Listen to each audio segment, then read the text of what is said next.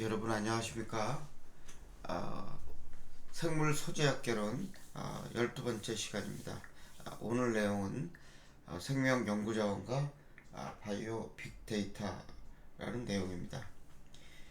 최근 그 생명 연구자원 관련된 국가기관들 중에서 바이오 빅데이터에 관심이 굉장히 많습니다. AI 전환을 하기 위해서 당연히 이제 필요한 게 바로 이제 바이오 빅데이터가 되는데, 이 빅데이터를 확보하는 게 굉장히 중요한데, 대부분의 직원들이 빅데이터 확보 개념이 잘 없는 것 같아요. 그러다 보니까 기관 차원에서 교육이 좀 필요했고, 그 교육을 하기 위해서 이제 저 같은 사람을 불러다가 이제 강의를 시키곤 합니다.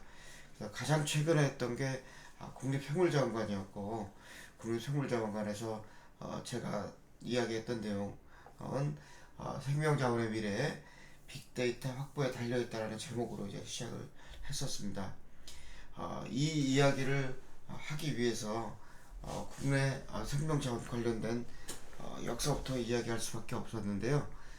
이 슬라이드를 보시면 한국 동물분류학의 발자취, 그래서 고대 암각화로부터 현대 분자 계통학까지 해서 다루고 있는 여러 가지 데이터가 어떻게 만들어졌고 어떤 역사로 왔는지 먼저 이야기하면서 강의를 시작했었습니다. 최초 상고시대에 이제 암각화에 새겨진 최초의 동물 식별, 그래서 이야기를 했는데, 울주대 방구대 암각화에서 고래 5종을 구별해서 묘사하는 등 뛰어난 관찰력을 보여줬다.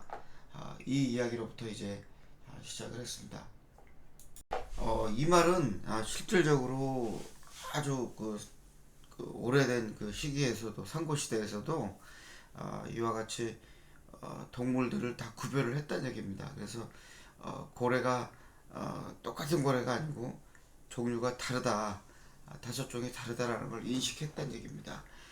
그리고 이제 고대 중세로 넘어오면 이제 동식물 분류가 책자로 쓰여지게 되는 경우가 생기는데, 1236년경으로 되어 있죠. 향약 고금방 약재로 쓰여질 동식물의 분류 방식에 일정한 원칙을 적용해서 기록했다고 합니다. 이제 이렇게 되면 이제 데이터로서 이제 가치가 만들어지기 시작하고요. 조선 시대에 와서는 실학을 통한 분류학이 이제 집대성이 되기 시작하는데, 뭐 대표적인 케이스가 얼마 전에 영화로도 나왔었죠. 정약전의 자산어보, 1814년도인데, 흑산도 해양동물을 체계적으로 분류한 대표적인 저서, 이걸로 이제 이야기할 수 있겠습니다.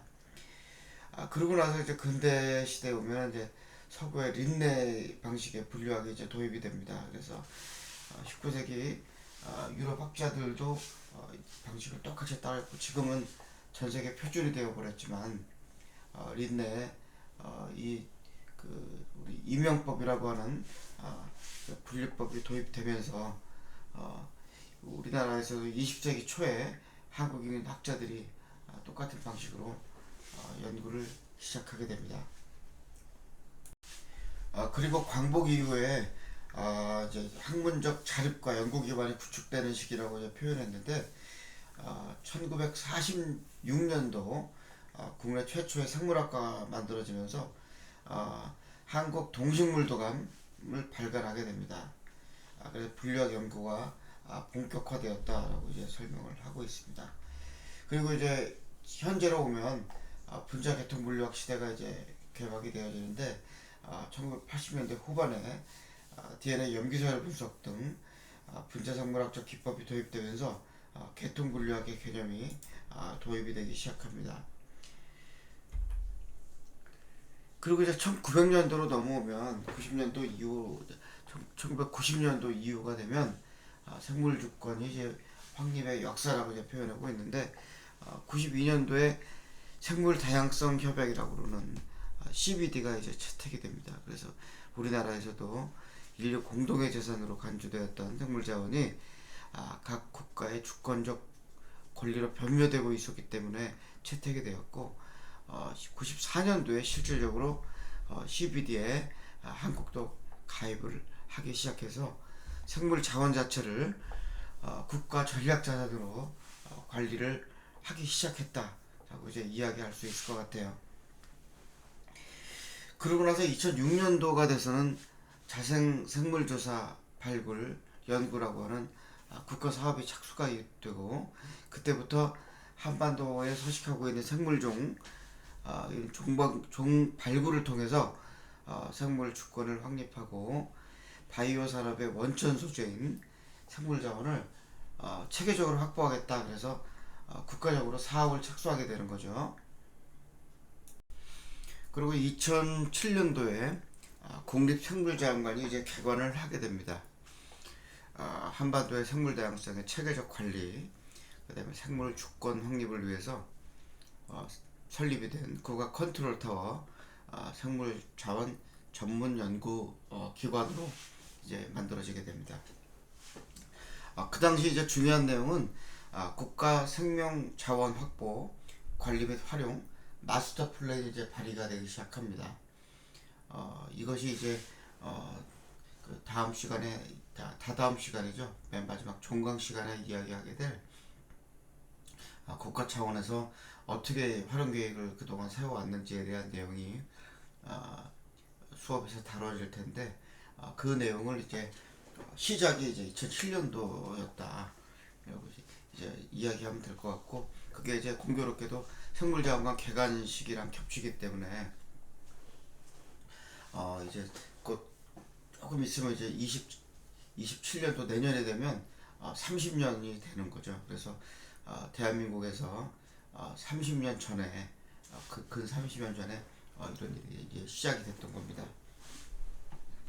그래서 이때 이제 중요한 거는 2006년도부터 시작되었던 범부처 최상위 전략으로서 자연환경 보존법, 생물 다양성 보전 및 이용에 관한 법률 등을 근거로 해서 의견 수립을 시작합니다. 이때 이제 저도 요 현장에 가 있었고, 그 당시에 여기에 동참하면서 방향성에 대한 이야기를 같이 하기 시작했습니다.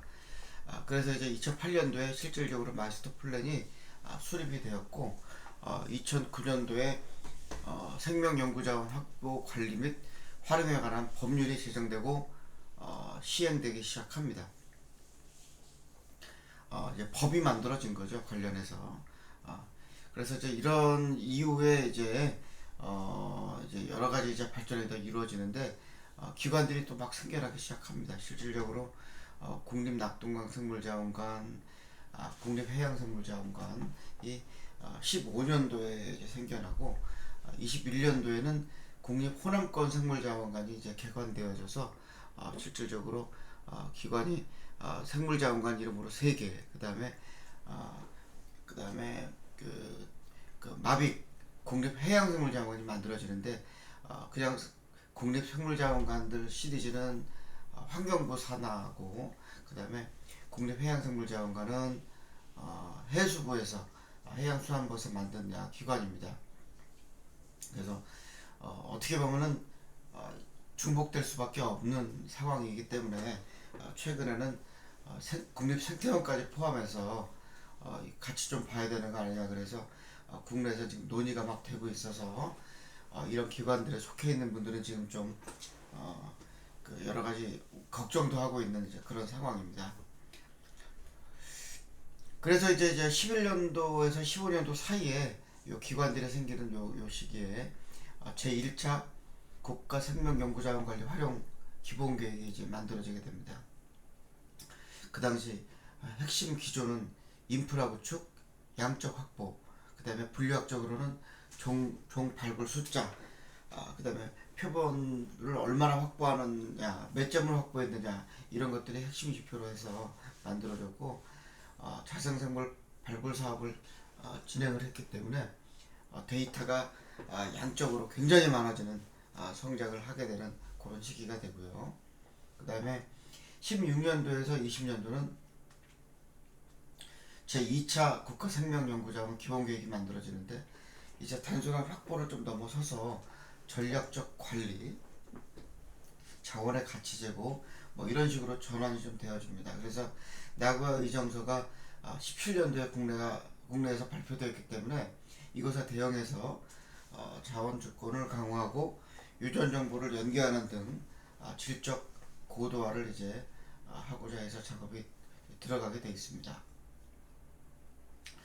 그러고 나서 이제 20년도에서 25년도는 제 3차 국가 생명연구자원 기본 계획이 만들어지고 이때는 이제 AI를 기반한 바이오 연구가 이제 막 시작이 되기 시작하는 그런 시점이기 때문에 바이오 연구 데이터 통합, 디지털 혁신 이런 것들에 대한 얘기를 하면서 국가 바이오 데이터 스테이션 KBDS라는 것을 만들면서 이것을 통해서 데이터를 통합하고 수집 제공하려는 그런 이제 방향으로 바뀌게 됩니다.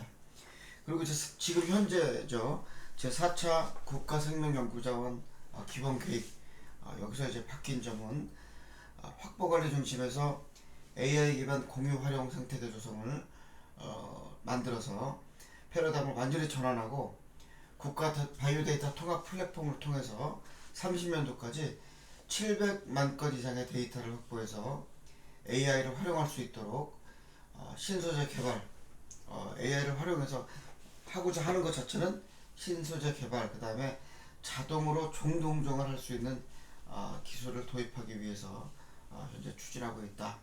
이렇게 설명할 수 있을 것 같습니다.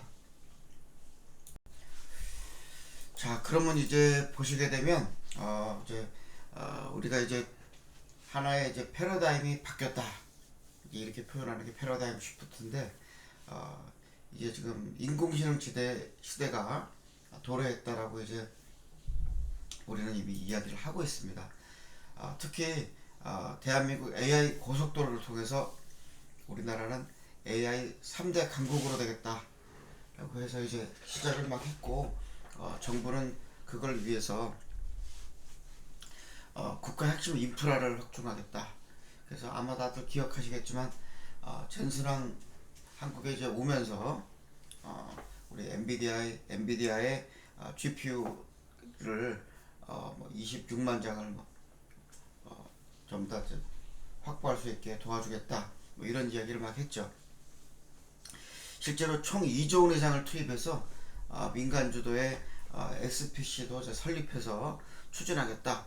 그래서 국가 AI 컴퓨팅 센터를 구축하겠다. 이런 이야기를 하면서 지금 막 작업이 막 들어갔다라고 생각하면 되겠고 관련해서 이제 건강한 AI 생태계를 조성하기 위해서 AI 기본 법도 만들고 그 다음에 산업진흥과 안전신뢰의 균형이 잡힌 규범 마련 이렇게 이야기가 되어 있죠. 그래서 법도 만들어가면서 기업들이 AI 쪽으로 이제 들어오면서 어떤 부담이 좀 완화되면서 할 수 있게 관련 산업을 좀 활성화시킬 수 있도록 유연한 제도를 만들어서 지원을 하려고 국가적으로 준비를 하고 있다. 이렇게 설명을 드릴 수 있을 것 같아요. 여기서 이제 잠깐 이제 설명을 하면 SPC라고 얘기했는데 아마 생소할 사람들이 더 많을 거예요. SPC는 이제 특수 목적 법인 그래서 Special Purpose Company라고 이야기할 수 있는데 특정 사업이나 금융거래 등 제한된 목적을 수행하기 위해 설립되는 독립된 법적 실체가 되겠습니다. 그래서 영업활동을 지속하는 일반 법인과 좀 달리 특정한 프로젝트의 자금 조달, 그 다음에 리스크를 분리하고 자선 유동화 이런 것들이 끝나면 해산하게 되는 일회용 그릇같이 되는 이제 역할을 하게 되는데 실질적으로 지금 그 AI 컴퓨팅 센터를 만드는 게 이제 그런 거죠.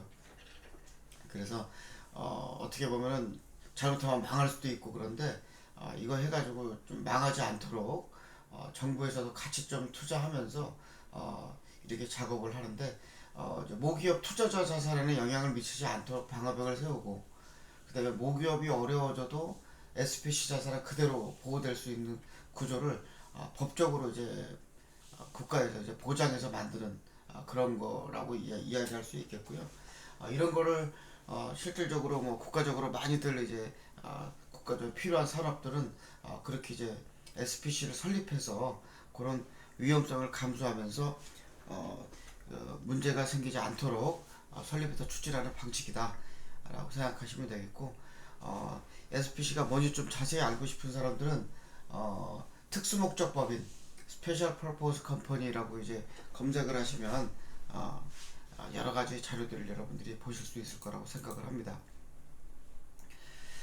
최근 지자체들도 이제 AI 대전환 관련해서 굉장히 관심이 많아서 우리가 지금 현재 속해 있는 충청남도도 충남 AI 대전환 그래가지고 작년 11월 11일이죠. 단국대학교 천안 캠퍼스에서 AI 특별위원회를 이제 출범식을 이제 했습니다. 32명의 AI 전문가들을 위원으로 모셨고 위원회는 뭐 네이버라든가 그 당시에 뭐 IBM이라든가 그다음에 아마존 이런 데 계시는 분들 산업체에 계신 분들과 그다음에 각 그 전국 단위 대학 충남도 말고 전국 단위의 대학에서 AI 관련돼서 기관을 만든 그런데 원장님들이나 이런 분들 모셔서 위원회를 만들었습니다.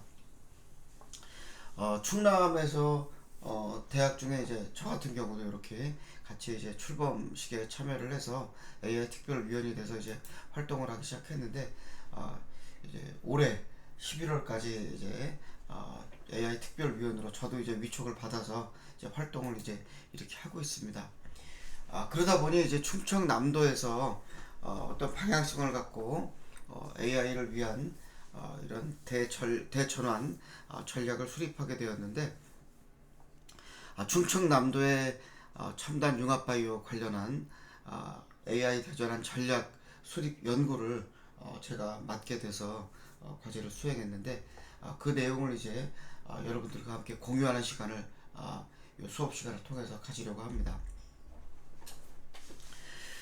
당시 저는 이제 충남바이오 헬스케어 AI로 미래를 열다라는 제목으로 이제 이야기를 시작하게 됐는데 이런 그 지역에 대한 분석을 할 적에는 기본적으로 수학 분석이란 걸 하게 됩니다. 수학 분석은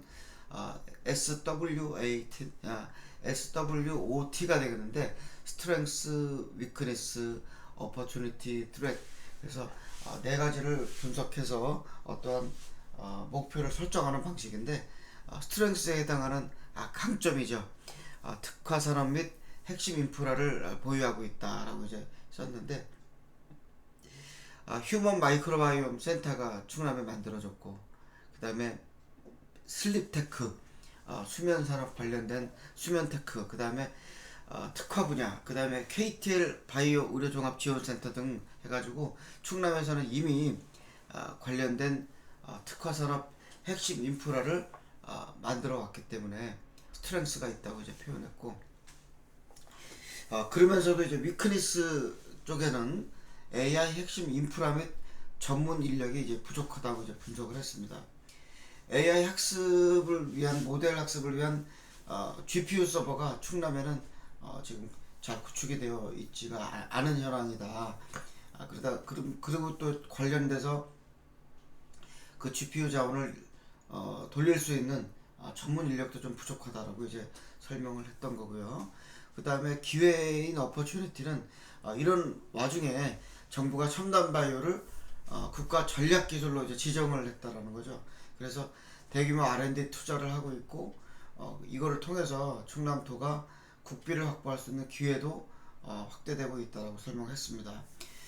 그러면서도 위기로 생각할 수 있는 거는 충남에서 키워진 인재들이 전부 다 수도권으로 이제 가고 싶어 하는 겁니다. 그래서 이런 뭐 충남만 그런 건 아니기 때문에 타 지자체도 이런 똑같이 첨단 바이오 산업 유치 경쟁이 치열하고 있는 이런 문제도 똑같이 이제 하나의 위협으로 이야기를 하고 있을 것 같아요. 그래서 이 강의를 듣고 있는 여러분들도 지금 좀 생각을 해야 되는 게 수도권으로 가는 게 반드시 좋은 건 아니다라고 이야기를 하고 싶어요.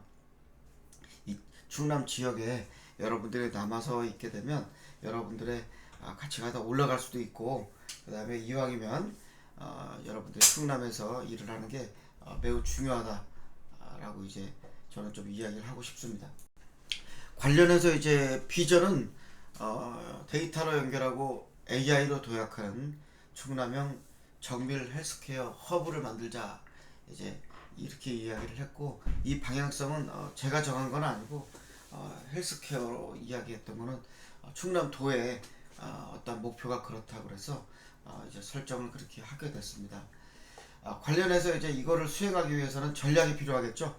첫 번째는 데이터 기반 AI R&D 생태계 혁신이라고 표현했는데, 실질적으로 여기서 필요한 내용은 데이터를 모으는 것이 필요하다라는 얘기입니다. 그래서 AI를 이제 하려고 그러면 당연히 데이터가 필요하니까 저런 데이터를 모을 수 있는 AI R&D 생태계를 이제 이야기를 했고요.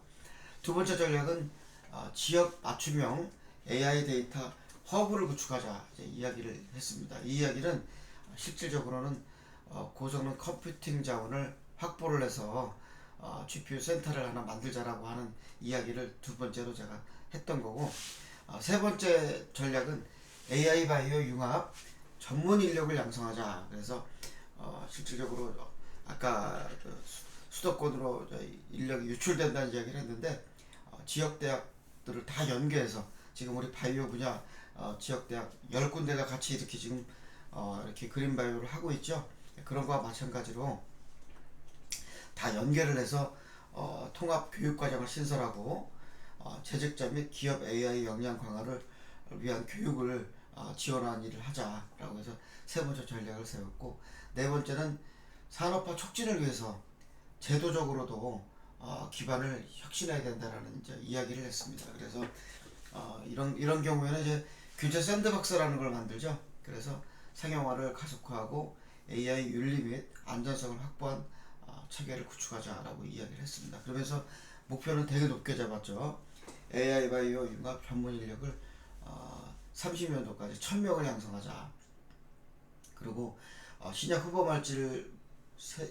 물질을 발굴을 하는 파이프라인을 5건 이상 만들어 보자. 그래서 이 5건은 사실은 그렇게 쉬운 일은 아닌데, 이미 지금 한 완료되어 가고 있는 건이 한 두세 건 정도가 충남에 있는 걸 제가 알고 있다 보니 5건이 좀 사실은 어려운 그런 목표치인데 잡아봤고요. 그 다음에 지역 의료 데이터의 표준화 및 구축률을 80% 이상을 달성하자라고 얘기했는데, 충남 지역의 의료 데이터 같은 경우에 이야기할 것 같으면 제가 속해 있는 순천향대학교에 순천향 병원이 포함되어 있고, 그 이외에 단국대병원, 그 다음에 건양대병원 이런 병원들이 있습니다. 근데 다행히도 이 의료 그 데이터를 갖고 있는 대학들의 대부분이 표준화율이 그래도 좀 높은 편인데, 80%까지 달성하려면 그래도 또 되게 어려운 일이지만 다 노력을 해야 되는 상황이지만 30년도까지 80% 달성할 수 있겠다라고 이제 제가 목표치를 잡은 게, 이제 일단 기본적으로 순천향대 병원이 의료 데이터를 지금 표준화 작업을 글로컬 대학에 선정이 되면서 이미 작업을 시작했기 때문에 같이 다 같이 협조를 하면 충분히 달성이 가능하다라고 이제 생각을 했습니다. 그래서 이와 같이 이제 구성하면서 전략적 포트폴리오를 다음과 같이 이제 구성을 했어요. AI 알아도 생태계, 그다음에 아까 얘기했던 데이터 허브 구축하는 GPU 센터, 그다음에 인재 양성, 산업화 촉진, 초고령 사회 대응. 그래서 맨 마지막에는 실질적으로 이제 사용할 수 있는 우리의 바로 이제 체감할 수 있는 내용들까지 포함해서 전략을 이제 구축을 했는데, 이런 이제 맨 마지막 부분까지 나오는 이유는 결국에는 몸으로 체감을 할 수가 없으면 정책이 안 되기 때문에, 정책을 만들 적에는 체감할 수 있는 것을 포함해야 되기 때문에 이런 식으로 만들었다라고 생각하면 되겠고, 관련해서 AI는 생태계 얘기를 하면서 5대 작물 빅데이터, 그 다음에 라이프로그, 그 다음에 생분해성 플라스틱, 해양 바이오 디지털 전환, 비건 섬유 물성 시뮬레이션에서 지금 5가지 과제를 이제 도출해서 이야기를 했죠. 그래서 실질적으로 이거 말고도 많이 있지만 이거는 협의를 통해서 충남도와 작업한 내용이기 때문에 이렇게 이제 설정이 되었다라고 생각하면 되는데, 뒤에서도 말씀드리겠지만은 충남에서 가장 많이 생산되는 5가지 작물을 에 대한 빅데이터를 확보하는 것. 그 다음에 학생들 중에도 쓰고 있는지 모르겠지만 걷주라는 프로그램이 있습니다. 앱을 깔아놓고 우리가 뭐 일주일에 7만 보 이상 걷게 되면 이 그 회원들에게 이렇게 포인트를 주고 그 포인트를 통해서 뭔가 물건도 사고 커피도 사 먹을 수 있고 그렇게 만들어 놓은 만보기에 비슷한 프로그램인데 이걸 이제 좀 확대하자는 이야기를 했고 그 다음에 생분해성 플라스틱을 우리 서산 지역에 있는 대산단지에서 이런 거를 막 만들 수 있는 구조를 만들어 놨는데 그런 데서 만들 수 있는 AI 빅데이터를 확보하는 방식 그 다음에 해양 바이오 디지털 전환 그래서 이거는 또 서천에 있는 우리 해양생물자원관의 데이터를 써보자 하는 이야기고요.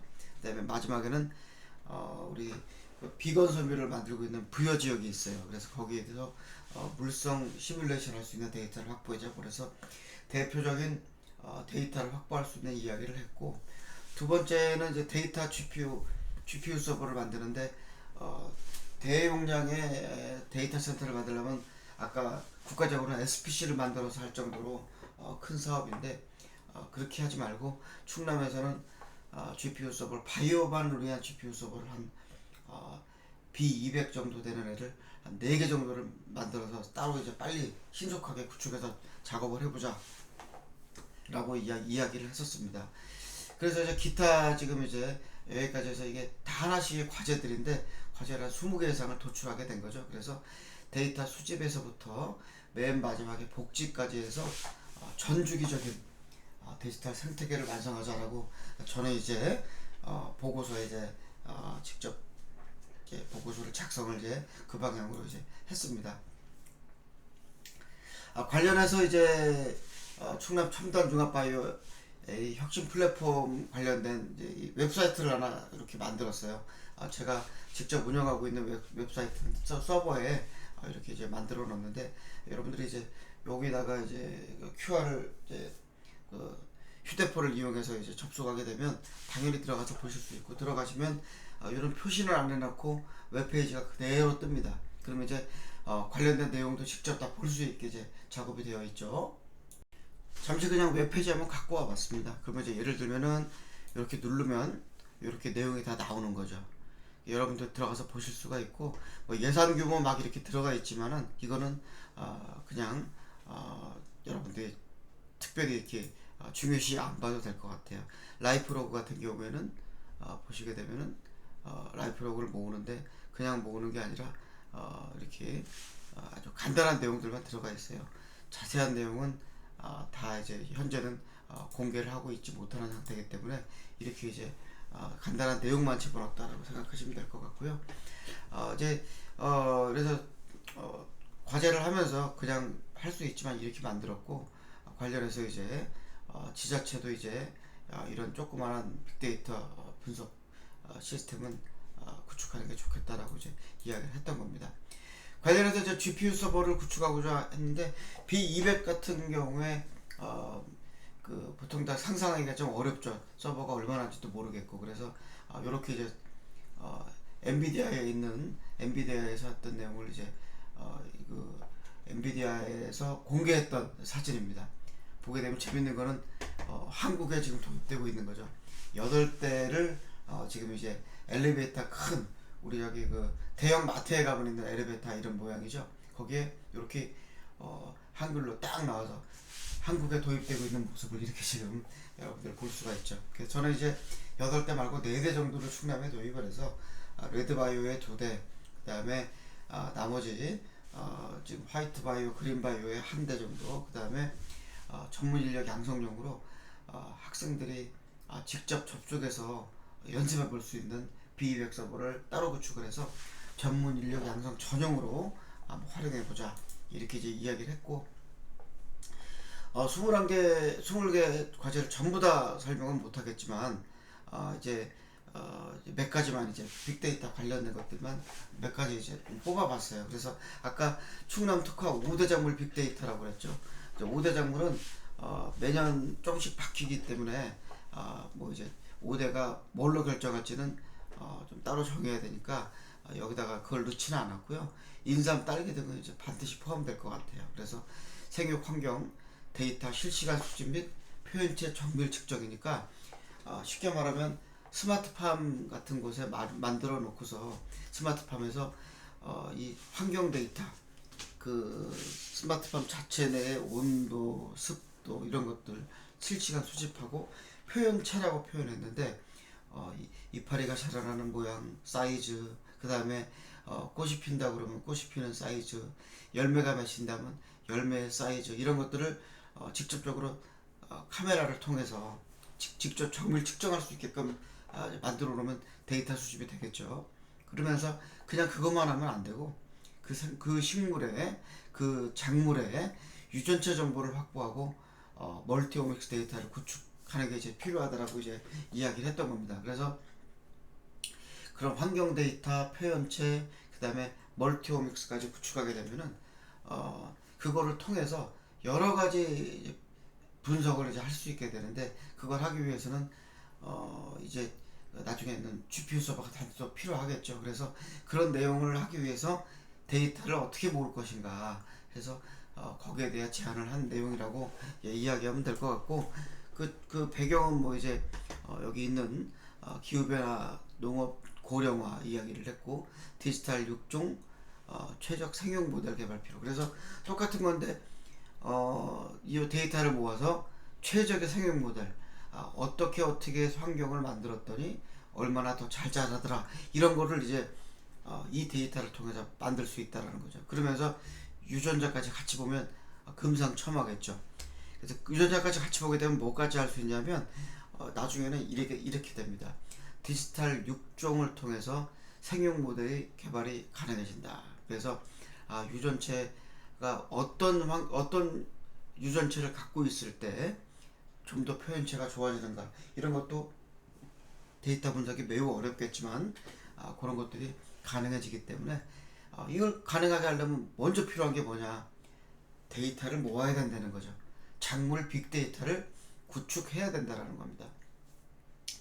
이런 작물들의 유전체 데이터 같은 경우에는 이미 생산되어 있는 경우도 있고 필요시 생산하면 되는데 생산 단가가 과거보다 매우 이제 좀 싸졌기 때문에 이제 충분히 데이터 구축이 가능하다라고 이야기를 했고 충남도 같은 경우에는 스마트팜 사업이 굉장히 확산되고 있습니다. 그렇기 때문에 이제 생육 환경과 유전자 정보만 결합하게 되면 고품질 데이터베이스가 곧 만들어질 수 있다라고 이제 설명을 했던 겁니다. 그리고 서천에 있는 해양바이오 전략자원 이것도 이제 써먹자 그랬는데 이거를 이야기했을 때 대부분 많은 분들이 어떤 이야기를 했었냐, 이미 국립 그 해양생물자원관에 데이터베이스가 다 만들어졌는데 무슨 디지털 전환을 하고 또 뭐 DB를 또 만드냐, 이미 다 만들어져 있다 갖다 쓰면 되는 거 아니냐 이런 이야기를 했습니다. 근데 중요한 게 뒤에서도 나오겠지만 데이터베이스는 데이터베이스고 우리가 활용할 AI가 써야 될 데이터는 그런 데이터가 아니라 그 데이터베이스에 있는 것들을 포함하고 그 이외에 나머지 모든 그 정보들을 또 데이터화해야 됩니다. 그래서 그런 것들을 전부 다 모아서 그냥 AI 학습용 디지털 라이브러리를 만드는 게 중요하다는 거죠. 그래서 AI가 읽을 수 있는 디지털 라이브러리를 만드는 게 중요한데 나중에 뒤에 나오지만 RAG라는 개념과 벡터화라는 개념이 나오는데 그것들을 좀 포함이 되면 설명이 되면 조금 더 이해가 많아질 것 같아요. 그래서 일단은 현재까지 모아놓은 추출물 데이터 유전 정보 2만 점 확보했다고 되어 있거든요. 걔네들 다 필요할 것 같고요. 그 다음에 그 면역 증진, 미백 뭐 등등 이런 것들에 대한 타겟 효능 예측 이런 걸 위한 머신러닝 모델링 및 이런 것들이 가능해지게 될 거고 모으게 되면 그 다음에 그것들을 그냥 하는 게 아니라 관련된 기업들, 입주 기업들 이런 것들을 위해서 디지털 개방형 플랫폼도 이제 구축이 필요하다라고 이제 이야기를 했습니다.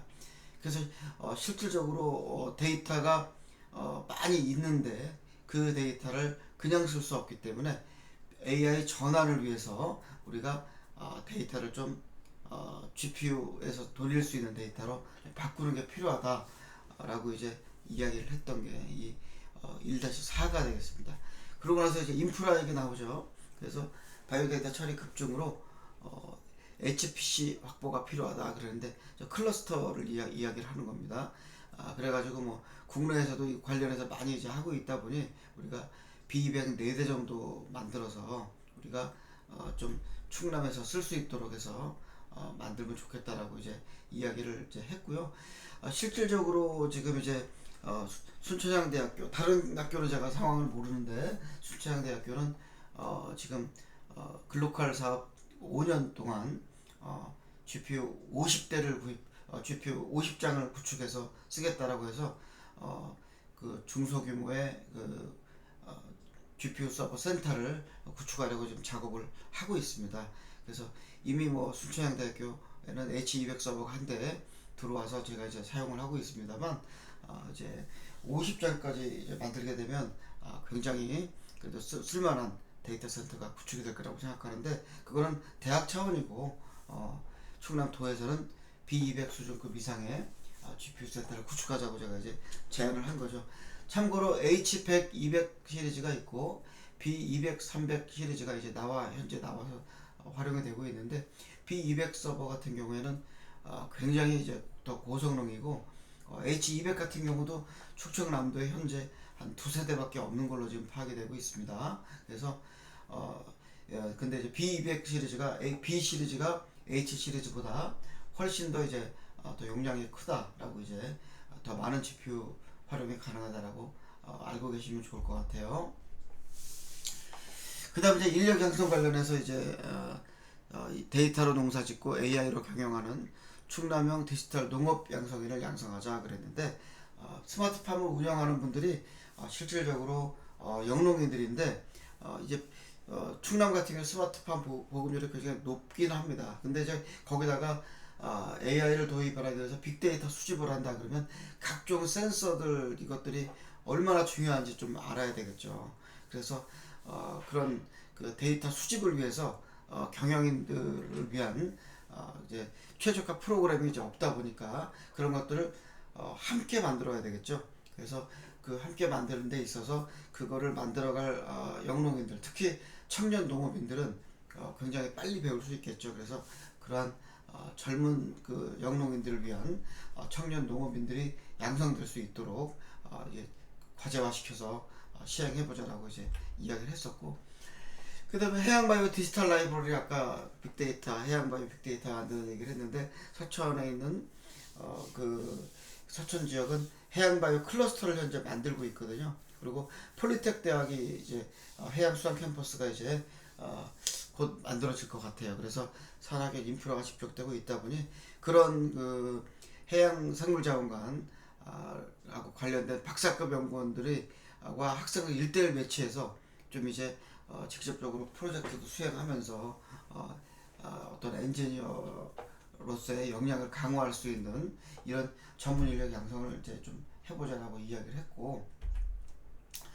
이런 전략을 이제 수립할 때 있어서 제가 이제 작업을 AI로 작업하자 그러면서 이제 그냥 할 수 없다 보니까 바로 이제 뭘 했냐 그러면 이런 그 소스를 전부 다 먼저 이제 만들었는데 무슨 얘기냐면 이런 전략을 세우는데 그냥 하는 게 아니라 모든 데이터, 양질의 데이터를 모아서 AI로 좀 활용할 수 있게 이제 만드는 일을 먼저 했다라고 이제 설명을 드리고 싶어서 이걸 이제 제가 이제 오픈을 해놨고 지금 또 보여드리고 있습니다.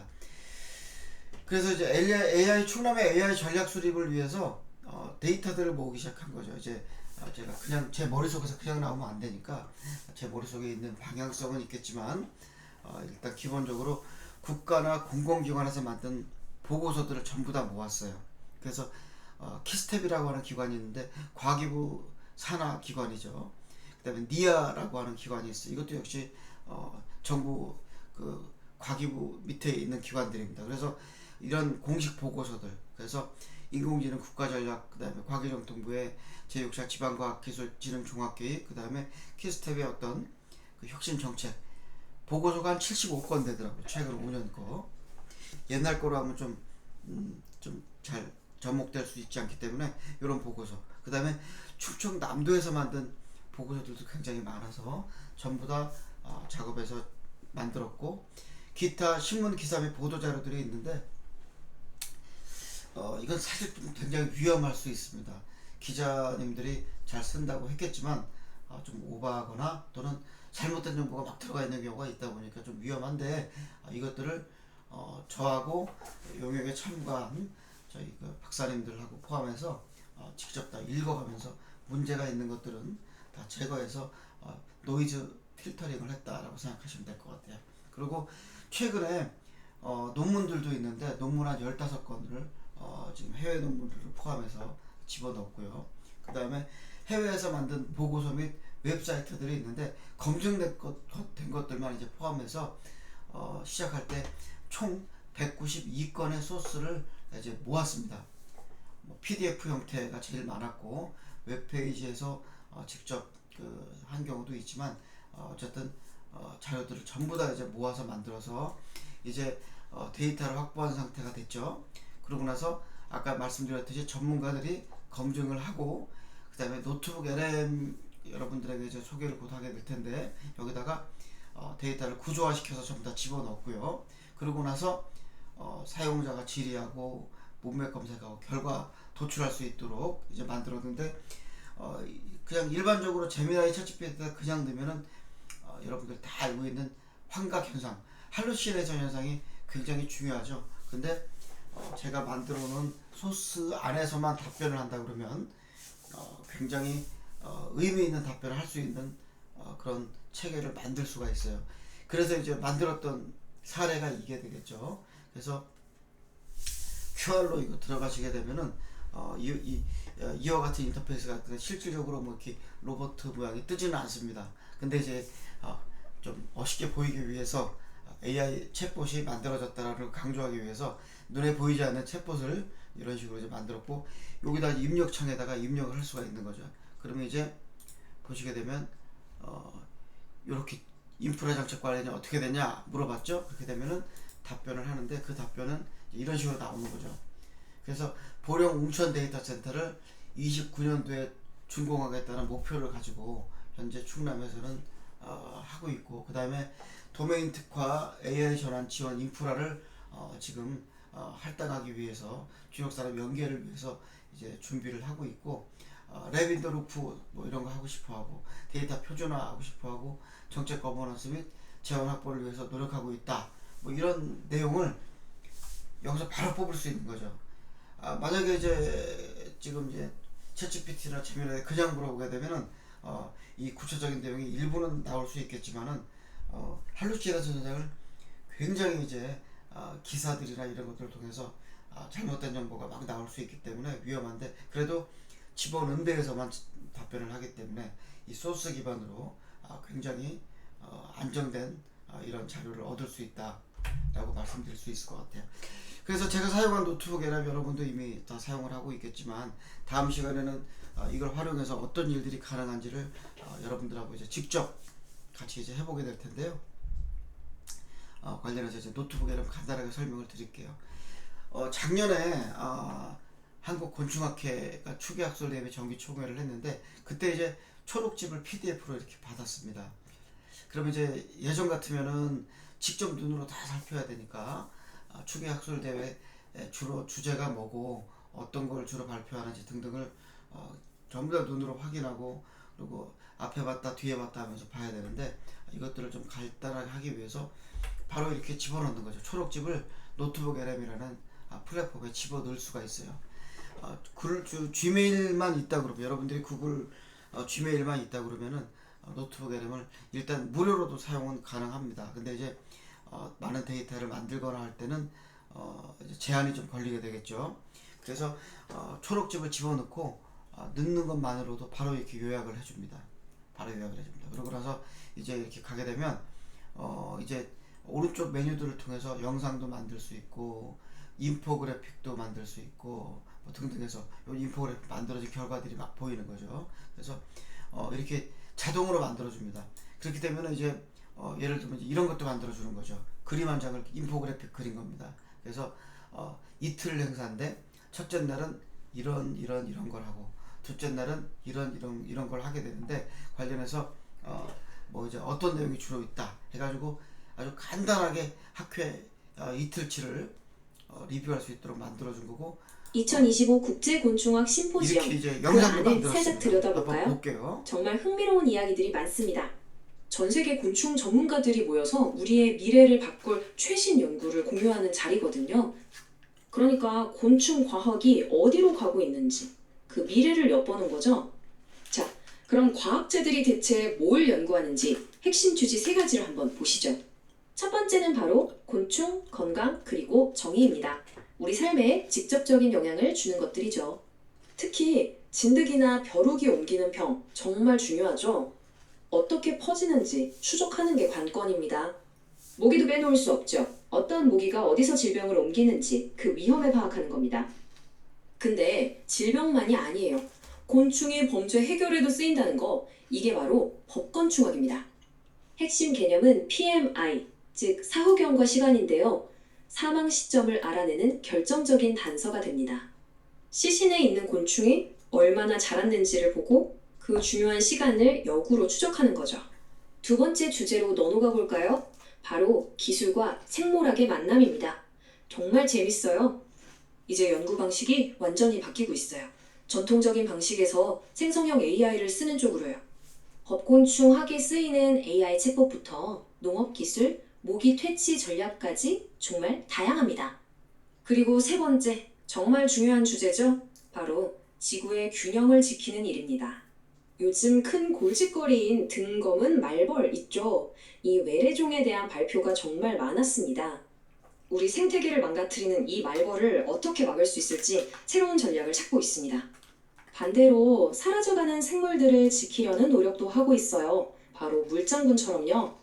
멸종 위기에 처한 은줄팔랑나비 같은 종을 보존하기 위한 연구도 계속되고 있습니다. 그리고 정말 인상 깊었던 건 바로 젊은 과학자들의 등장이었습니다. 가뭄이 생태계에 미치는 영향부터 거미줄의 미세 구조까지 연구 주제도 정말 신선했죠. 결국 곤충학은 우리 건강, 기술, 환경 이 모든 걸 연결하는 아주 중요한 분야인 거죠. 어쩌면 우리 미래의 해답이 바로 이 작은 곤충들 안에 숨어 있을지도 모릅니다.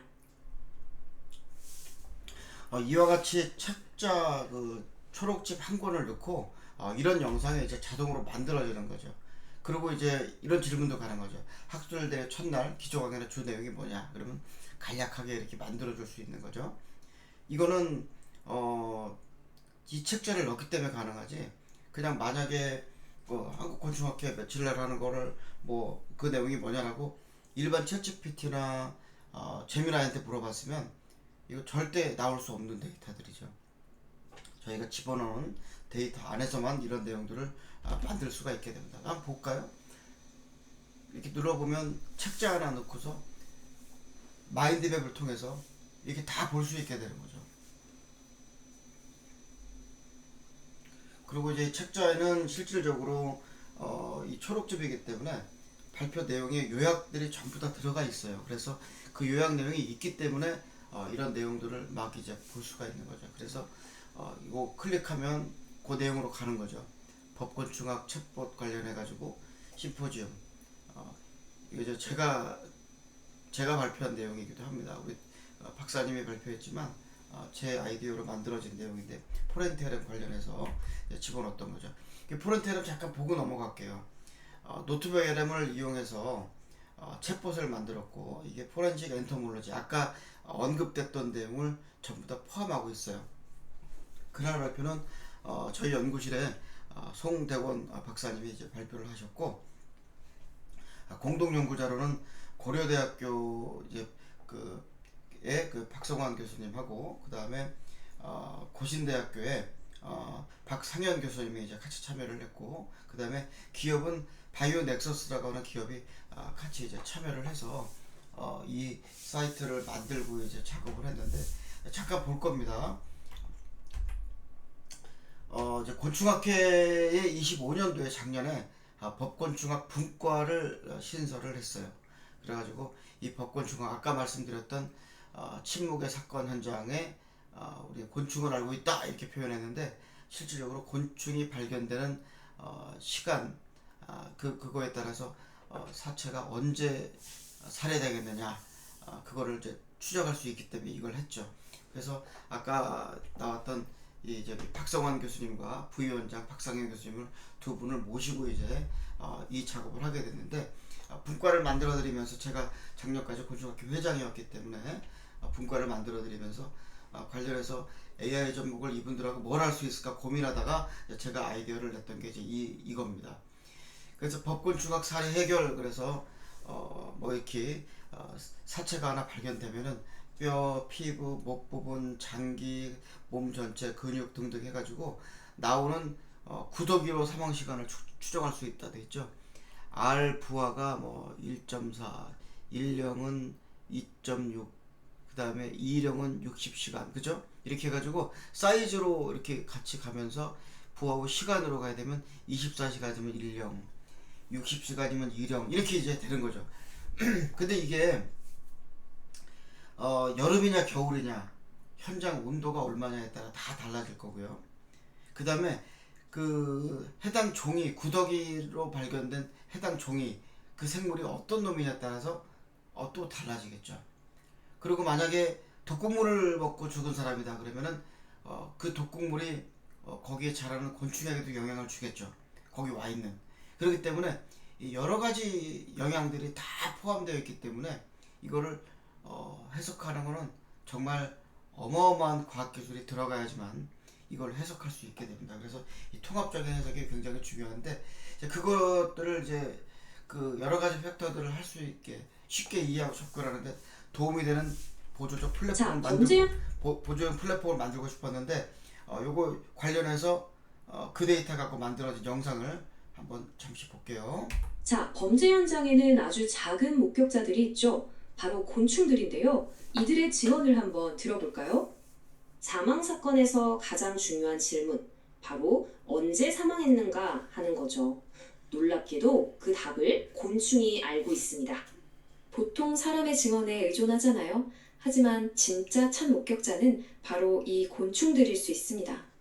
바로 이게 법곤충학입니다. 곤충을 증거로 삼아서 사건을 해결하는 거죠. 특히 범죄 수사에서요. 곤충들도 순서가 있어요. 마치 교대 근무하는 팀처럼요. 그 중에서도 검정파리가 가장 먼저 출동합니다. 이 작은 목격자들한테서 얻을 수 있는 단서는 크게 두 가지로 나뉩니다. 첫째는 어떤 종류의 곤충이 와 있는지를 보는 거고요. 둘째는 그 유충이 얼마나 자랐는지를 확인하는 겁니다. 보세요. 시간이 흐르면서 시신의 상태가 변하잖아요. 그럼 거기에 맞춰서 찾아오는 곤충들도 달라져요. 근데 좀 더 정확한 시간을 알고 싶다면 그럼 제일 먼저 온 검정파리의 유충을 봐야 합니다. 자, 그럼 구더기 나이는 어떻게 알 수 있을까요? 그 비밀은 바로 온도에 숨어 있습니다. 곤충은 변온 동물이잖아요. 그래서 날이 따뜻하면 빨리 자라고 추우면 성장이 거의 멈추는 거죠. 과학자들은 이걸 유효적 산온일, 즉 AAD라고 불러요. 성장에 필요한 누적 온도 같은 개념이라고 보면 돼요. 계산은 이렇게 해요. 먼저 유충이 대체 어떤 종인지, 그리고 지금 성장 단계가 어디쯤인지 파악하는 거죠. 그리고 이 곤충이 성장을 멈추는 온도를 찾고요. 현장의 과거 날씨 데이터도 물론 필요하죠.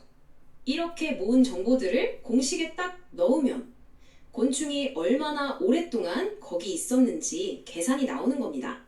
실제 한 사건에서는요, 이 방법으로 계산했더니 최소 5.5일이라는 결과가 나왔습니다. 근데 여기서 중요한 건 최소 시간이라는 거예요. 왜 최소라는 단서가 붙을까요? 사망 직후에 바로 파리가 날아와 알을 낳았다고 100% 확신할 수는 없기 때문이죠. 그런데 곤충이 알려주는 게 시간뿐만이 아니에요. 훨씬 더 많은 비밀을 품고 있거든요. 예를 들면요, 엉뚱한 곤충이 나왔다? 그럼 시신이 옮겨졌다는 뜻일 수 있고요. 유충에서 마약 성분이 나오기도 해요. 결국 가장 작은 존재가 가장 결정적인 진실을 말해주는 셈이죠. 어쩌면 자연은 우리가 모르는 더 많은 증언을 품고 있을지도 모릅니다. 자, 그래서 이제 실질적으로 그 자세한 내용을 집어넣고 이제 만든 거죠. 이걸 그냥 만든 건 아니고 아까 얘기했던 그 192종 모으듯이 관련된 문헌들을 전부 다 집어넣는데 그 문헌 안에는 예를 들어서 미국 FBI에서 쓰고 있는 매뉴얼까지 지금 들어가 있습니다. 그래서 굉장히 많은 데이터가 들어가 있는데 아까도 얘기했지만 챗GPT나 퍼플렉시티, 구글 제미나이 굉장히 좋지만은 환각 현상이 생기기 때문에 만약 현장에서 현재 그 검시관들이라고 그러죠. 그분들한테 챗GPT나 이런 거 쓰라고 그러면 아유 그거 저기 겁나서 어떻게 써 이거 말도 안 되는 얘기를 막 그냥 막 해버리는데 라고 이야기를 하는 거죠. 그거를 이제 하다 보니까 데이터 노이즈가 많다는 얘기가 되고 양질의 데이터 수집이 필요하게 되는데 양질의 데이터를 모으게 되면은 일반 범용 LLM과는 분명히 다른 그게 가능해지고 이게 좀 잘만 만들어지면은 객관성과 신뢰성만 이제 확보할 수 있다면은 법적으로 인정할 수 있는 데이터로 만들어질 수 있기 때문에 그거를 지금 AI를 통해서 저는 접근하고자 했던 거고 그걸 통해서 이제 데이터를 모으기 시작했는데 그 내용들이 이렇게 됩니다. 법과학에 관련된 논문들을 검색을 하니까 곤충법과 관련된 논문이 전 세계적으로 1700여 편이 있었어요. 그거 전부 다 모았고요. 그 다음에 아까 법과학 그 전문가 두 박 교수님으로부터 실험 자료들도 다 받았습니다. 그리고 발용 모델들이 있는데 전부 다 받았고요. 그 다음에 분자 데이터도 전부 다 저기 그 공공 데이터들은 다 모았습니다. 그 데이터는 실질적으로 공개가 되어 있는데 뭐 바로 갖고 올 수 있도록 공개되어 있지는 않기 때문에 좀 가공을 좀 했죠. 그래서 결국에는 펀메드 논문에다가 유효 적사론도 모델도 집어넣고 그 다음에 여기 이렇게 아이소멜간이나 아이소몰펜 다이어그램이라는 게 있어요. 이거 전문적으로 활용하고 있는 데이터들인데 이런 데이터 그 다음에 종 정보를 알 수 있는 CO1 유전자 정보 그 다음에 형태학적 특징 설명 자료 그 다음에 국내 사례 데이터도 일부 포함돼서 전부 다 그 관련된 모델들을 관련된 정보를 전부 다 모았다라고 이제 이야기할 수 있을 것 같아요. 그걸 통해서 웹사이트를 구축했어요. 웹사이트 주소도 있죠. 여러분도 들어가서 바로 쓸 수가 있습니다. 그래가지고 이제 포렌트 LM이라고 저희는 명명을 했고 여기 들어오시면은 이러한 인터페이스에서 쓸 수가 있게 되는데 들어오시면 액세스 더 챗봇만 누르시면 바로 보실 수 있고 아까 방금 전에 보신 그 여러분들 영상 같은 것도 여기 오시면 다 볼 수 있도록 인터페이스가 구축이 되어 있습니다. 다만 이렇게 했을 때 G메일이 반드시 로그인 돼 있어야만 쓸 수가 있다. 노트북 LM 때문에 그렇습니다. 사실 이거를 저희는 이번에 특허로 냈는데 노트북 LM 갖고 특허를 낼 수는 없죠. 그래서 자체적으로 구축해서 지금 챗봇을 따로 구축을 했고요. 그거를 현재는 지금 특허 지금 출원까지 한 상태다라고 얘기할 수 있는데 일단은 그 토큰을 많이 쓰면 안 되니까 노트북 LM으로 현재 구축이 되어 있고 공개한 거는 공개 버전은 노트북 LM으로 이제 구현을 해놨습니다. 들어가게 되면 이제 이와 같이 채팅창으로 이제 보이게 되고 보시면은 이렇게 설명도 간단하게 해놨습니다. 이걸 하기 위해서는 기본적으로 데이터를 모았다고 그랬는데 문서를 모은 데이터 아까 그런 데이터들을 문서를 로드를 해서 그 다음에 가공을 해야 되죠. 특정 기준으로 분할을 해야 됩니다. 작업을 했고 그것들을 통해서 엠베딩에다 저장하고 그것들을 벡터화 시켜서 데이터베이스를 만들어야 되는데 그 벡터화 데이터베이스는 우리 눈에는 잘 보이질 않죠. 그래서 이제 노트북 LM에서 이걸 자동으로 해주니까 했고 특허를 낼 적에는 요 부분들을 전부 다 따로 이제 저희가 구축을 해야 되는 거죠. 그러고 나서 검색할 적에는 우리가 입력된 값 쿼리를 바탕으로 해서 데이터베이스에서 검색을 해서 유사도 기반의 그 다음에 키워드 기반의 검색을 통하고 작업을 할 수가 있는데 프롬프트에서는 이런 RAG라고 그러는데 RAG Retrieval Augment Generation 그래서 이 프롬프트를 생성을 하게 됩니다.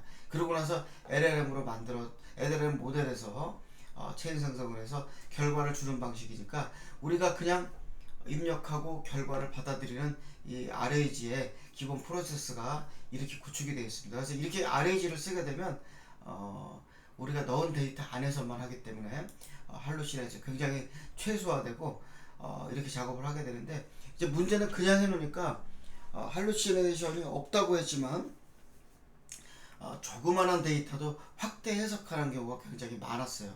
그래서 저희는 이제 기본적으로 모디파이를 좀 했는데, 어떻게 모디파이 했냐면 질문을 이렇게 간단하게 했어요. 8월 3일 여름이라고 하는 거죠. 사람이 죽은 지 2시간 후에 나타날 곤충 목록을 만들어 달라고 이제 질문을 했을 때 그냥 질문하면 막 아무거나 막 대답을 합니다. 아무거나는 아니고 내용 있는 것들을 막 대답하는데 부담될 정도로 많은 데이터를 내놓죠. 그렇기 때문에 이렇게 물어보면 대답을 이렇게 합니다. 현장 온도, 습도, 사체 상태, 곤충 영수, 실내외 여부, 비가 왔는지 안 왔는지, 차폐 회선 정도를 이야기를 하면 좋은데, 이게 없기 때문에 오류 가능성이 높다고 아예 이야기를 하고 시작합니다. 그러고 나서 최소한의 정보만 내놓을 수 있도록 이렇게 구축을 한 거죠. 이거를 해놓고 나니까 검시관이나 과학자들은 이거 굉장히 좋은데라고 이야기를 하기 시작했습니다. 그래서 이제 작업을 했고, 이런 이야기를 제가 했던 이유가 뭐냐면은 신기술 4가지를 알아야 된다 그랬는데, 이걸 하기 위해서 반드시 필요한 게 뭐다? 빅데이터 수집이 선행되어야만 한다고 이제 이야기를 했던 겁니다. 빅데이터 수집. 아까 제가 관련된 문헌이라든가 유전자 정보를 전부 다 모으지 않았다면 이런 이야기를 할 수가 없는 거죠. 이런 작업을 할 수도 없는 거죠. 그래서 빅데이터 수집이 먼저 되지 않으면 이런 거는 불가능하다 라고 설명을 드릴 수 있을 것 같아요. 관련해서 이제 4차 산업혁명을 이끌고 있는 기술 4가지를 강의를 했는데, 이거 굉장히 빠른 시간 안에 지나가고, 영상 같은 경우에는 다 보실 수가 없어서 나중에 여러분들이 좀 필요하다고 저한테 뭐 좀 얘기를 하면 원본 영상을 제공할 수도 있을 것 같습니다. 일단 빨리빨리 넘어가 볼게요. ICBM이라는 말을 썼는데, 보통은 ICBM 그러면 이렇게 대륙간 탄도미사일을 이야기하는 경우가 많았는데, 최근에는 ICBM을 IoT 클라우드 빅데이터 모바일로 이제 이야기하고 있는 거죠. 벌써 이렇게 용어 쓴 지도 벌써 10년이 지난 것 같아요. 그래서 ICBM이라는 용어를 이렇게 많이 썼었는데, 요즘에는 또 많이 쓰지는 않습니다만 이게 기본이 되니까 이제 이야기를 했고, 테슬라 자율주행차 모양 이거 보시면 이제 뭐 ICBM이 다 들어가 있죠. IoT가 포함이 되어 있다 보니까 지금 이제 센서들을 통해서 정보를 막 수집하고 있는 모습이죠. 이렇게 막 센서를 통해서 보고 있죠. 그리고 클라우드는 어떤 거냐? 이 교차로든가 이런 그 길에 대한 정보는 누가 갖고 있어요? 클라우드에 들어가 있죠. 테슬라에는 구글 맵이 기본적으로 이제 같이 연동이 되고 있어서 이렇게 미리 들어가 있는 교통 정보, 도로 정보가 다 들어가 있고요. 그거는 자체는 빅데이터죠. 빅데이터. 그리고 여기서 모은 데이터들도 빅데이터가 되고, 그 다음에 맨 마지막에 그걸 전부 다 센트럴라이징하는 모바일이 여기 들어가 있죠. 그래서 ICBM이 전부 다 구현된 종합 선물 세트가 뭐냐? 그러면은 이와 같은 자율주행차들이 그렇게 이야기할 수 있는 하나의 그게 됩니다. 뭐 이 영상은 조금 좀 오버해서 약간 좀 조작이 있었다라고 해서 나중에 좀 문제가 되긴 했는데, 우리가 대표적인 케이스로 설명할 때는 잘 쓸 수 있는 그런 영상으로 이야기될 수 있고, 보스턴 다이나믹스의 이 개 모양의 로봇, 이것도 굉장히 유명하죠. 구글 자회사인 보스턴 다이나믹스였는데 현대자동차가 인수를 했어요. 그래서 뭐 이거 좀 빨리 좀 지나가 보면 이렇게 방금 전같이 이렇게 쓰레기통에 뭐 물건도 버리고 넘어져도 다시 일어날 수 있고 뭐 이랬는데, 현대자동차가 인수한 다음에는 전혀 이제 좀 발전된 형태로 나오게 되는데 이겁니다. 일단 광고부터 바뀌었죠. 여러 대를 이렇게 놓고 광고부터 바뀌었고, 그 다음에는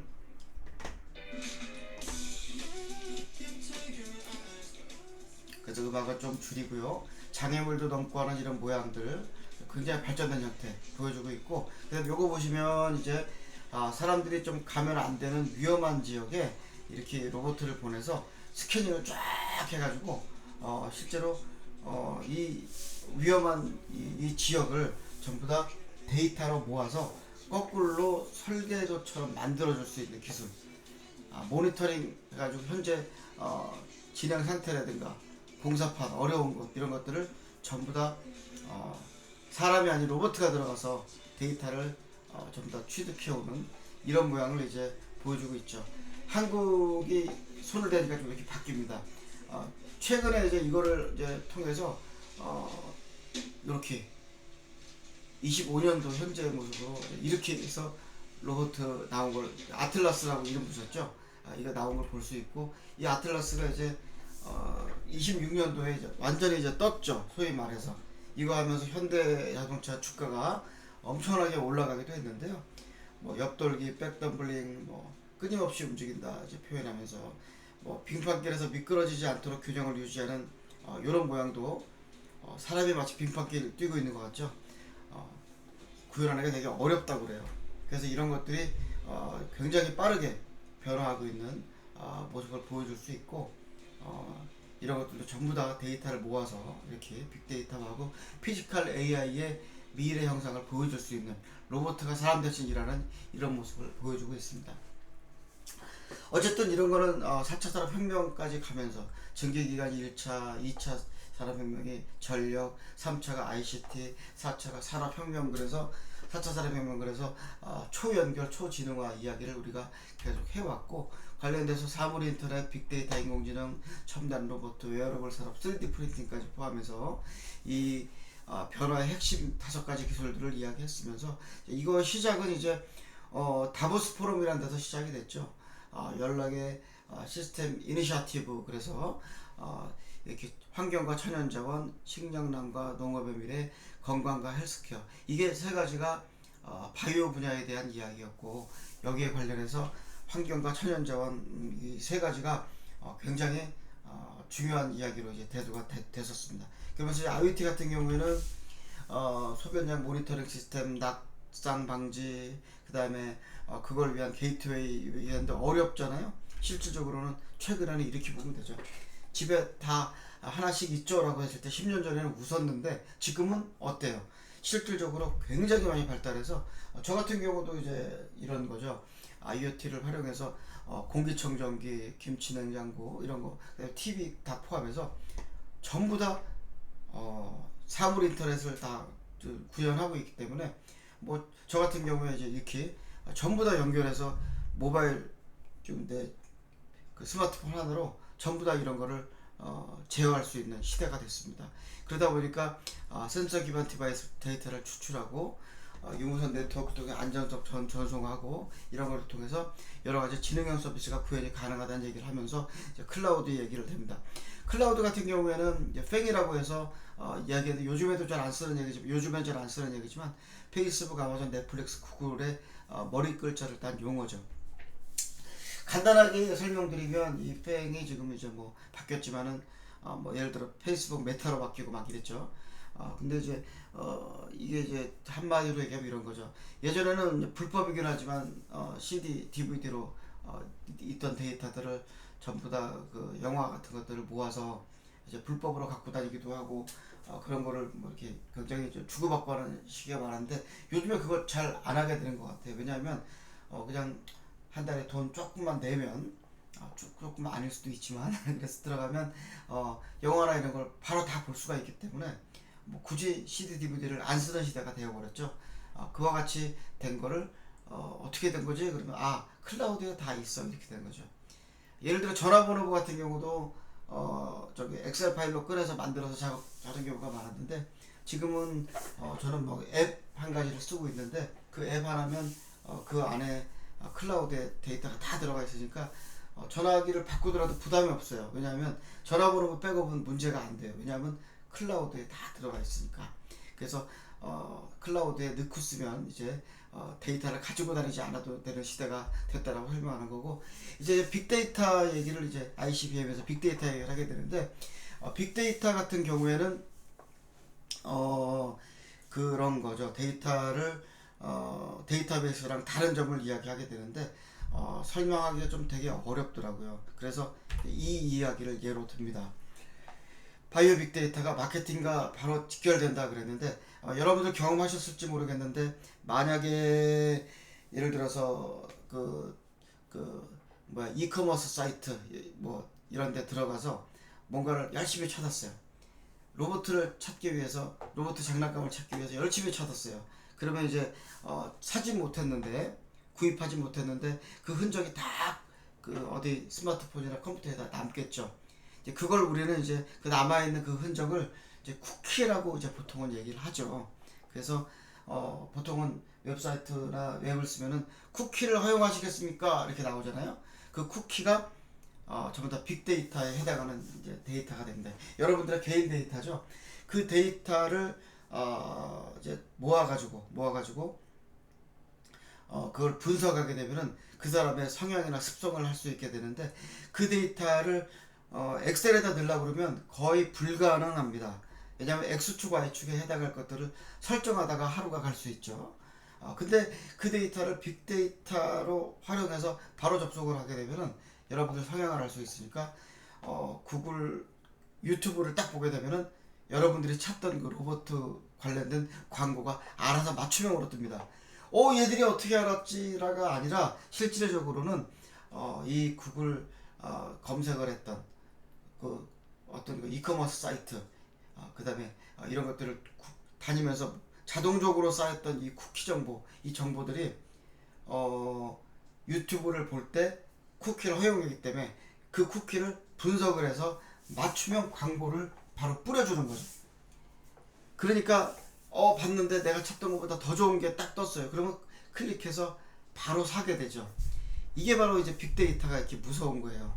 그래서 여러분들이 빅데이터 그룹 중에 가장 잘하는 그룹 어디야? 그러면 일단은 구글이 떠오를 텐데 구글이 사실은 그냥 성장한 게 아니라 여러분의 쿠키를 먹고 산 겁니다. 여러분들의 쿠키를 활용하고 있는 겁니다. 그래서 굉장히 이제 빅데이터가 중요하다는 얘기를 했는데 이 AI 전문가로서 가장 잘 알려진 앤드류 운 같은 경우에는 이 AI는 새로운 전기다라고 표현하면서 강연할 때 이 슬라이드를 씁니다. 그래서 보게 되면 엔진을 잘 만들었어요. 로켓 엔진을 잘 만들어 가지고 이제 라지 뉴럴 네트워크를 만들어서 작업을 하는데 엔진에 불과합니다. 자동차를 사서 달려야 되는데 자동차를 샀는데 자동차를 달리려면 뭐가 필요해요? 당연히 데이터가 필요하다고 하는 게 아니라 연료가 필요하다. 퓨얼이 필요한 거죠. 연료가 뭐다? 바로 데이터인 거죠. 구글이라고 하는 커다란 검색 엔진이면서 이 데이터베이스면서 AI의 플랫폼인 구글 안에 돌아가고 있는 데이터는 실제 데이터는 뭐다? 여러분들의 데이터죠. 검색을 했던 데이터 등등 다 포함되어 있습니다. 그래서 이제 빅데이터라는 개념을 하는데 결국에는 빅데이터를 한마디로 표현한다 그러면 엑셀에 넣을 수 없을 데이터를 빅데이터라고 하는 거죠. 비정형화된 데이터. 그러면서도 양이 또 크기 때문에 그 빅데이터라는 의미를 두 가지 중의적 의미로 이렇게 사용할 수 있다고 설명드릴 수 있고요. 모바일 같은 경우에는 지금 이제 이미 다 쓰고 있죠. 과거에 이렇게 여러 가지로 딱 이렇게 다 나눠서 멀티플한 용도로 여러 가지를 써왔는데 모바일 하나로 다 통합된 시대가 됐습니다. 방수는 기본이 되어 버렸고요. 이제 이런 여러 가지를 모바일 여러분들 스마트폰 하나로 전부 다 해결하는 그런 시간이 되었습니다. 그래서 결국에는 ICBM 자체가 21세기 산업의 석유이다 라고 이제 설명을 하고 있고 이것들을 통해서 ICBM을 통해서 지금 이제 초연결 시대를 구현하면서 AI로 갈 수 있는 기반이 마련되고 있다라고 이제 설명을 하고 있습니다. 자, 그래서 이제 과거에 제가 낙동강 생물자원관의 미래 신산업 발굴 및 발전 전략 관련 용역 과제를 한 적이 있는데 그때 이제 뭐 이렇게 해가지고 신산업을 발굴하겠다 그래서 새로운 전문기관으로 태어나자 그래서 관련하면서 아까 언급했던 이런 세 가지 기관이 중에서 호남권이 만들어지기 직전입니다. 낙동강 생물자원관을 위해서 제가 이제 이런 제안을 했었는데 그 당시에 과업 내용에는 뭐 여러 가지가 있지만 그 당시 중요했던 거는 이겁니다. 과거 정부사나 데이터베이스를 전부 다 모으고 내외부 전문가를 통해서 이러한 데이터를 모아서 어떤 정책을 만들자고 제가 이야기했었고, 관련해서 생물자원 관련된 데이터를 전부 다 취합했던 내용들입니다. 그러면서 전 부처 데이터를 전부 다 모아야 되니까 이미 전 부처가 갖고 있는 기초 데이터들이 어떤 것들이 있는지 조사가 다 들어가 있는 거죠. 이거는 이 내용은 사실은 국립생물자원관과 제가 작업했을 때 정리했던 건데, 낙동강 생물자원관을 정책을 만들 때 이것들을 다시 사용했던 거죠. 그래서 이 내역사업 그랬는데 국립생물자원관에서 하고 있는 내역사업들이고요. 이런 데이터들을 모아서 전부 다 활용을 해보자. 그래서 생물자원 국내 연구 현황을 전부 다 모아서 작업을 했고, 관련해서 논문들도 전부 모으고 이것들을 해가지고 논의 가능한 주제를 만들어 보자라고 이제 이야기를 했었고, 국립수산과학원 같은 경우에는 제가 인공지능 시대 수산과학 필요하다고 얘기하면서 왜 AI가 필요하냐 이야기를 하면서 이런 현상 속에서 산업 현장의 자동화가 필요성이 증대되면서 관련된 연구 동향 조사를 했던 데이터들을 전부 다 꺼내 놓으면서 이런 또 NTIS 들어가서 국가 연구 개발은 어떻게 들어가고 있는지 이런 데이터를 전부 다 만들어서 이제 설명을 했어요. 이와 같이 이제 그 검색식을 만들어서 집어넣으면은 이런 데이터들이 나오는데, 요 QR 들어가시면 여러분들 다 보실 수 있어요. 그래서 다음 시간에는 여러분들과 함께 이러한 그 빅데이터를 이용해서 AI 활용을 어떻게 하는지를 여러분들하고 이제 같이 이제 설명을 하게 될 텐데, 이번 주에는 요런 내용까지만 이제 이야기해서 빅데이터가 왜 필요한지, 바이오 빅데이터의 필요성에 대해서 여러분들과 함께 이야기하는 시간을 이제 가졌습니다. 수고 많으셨고, 다음 주에 AI 활용 관련해서 여러분들과 함께 시간을 또 갖도록 하겠습니다. 감사합니다.